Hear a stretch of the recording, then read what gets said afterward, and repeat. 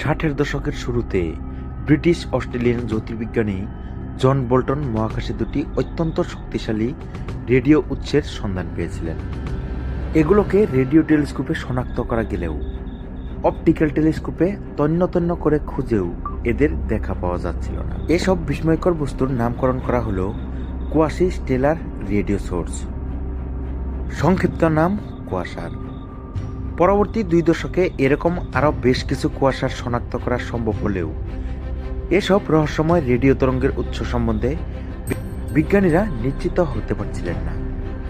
নিবিড় পর্যবেক্ষণ এবং পরীক্ষা নিরীক্ষার মাধ্যমে জ্যোতির্বিজ্ঞানীরা বুঝতে পারলেন এইসব মহাজাগতিক বস্তুর অবস্থান পৃথিবী থেকে কয়েক বিলিয়ন আলোকবর্ষ দূরে। এই অচিন্তনীয় বিশাল দূরত্বের জন্য কুয়াশাগুলোকে রেডিও টেলিস্কোপে শনাক্ত করা গেলেও অপটিক্যাল টেলিস্কোপে এদের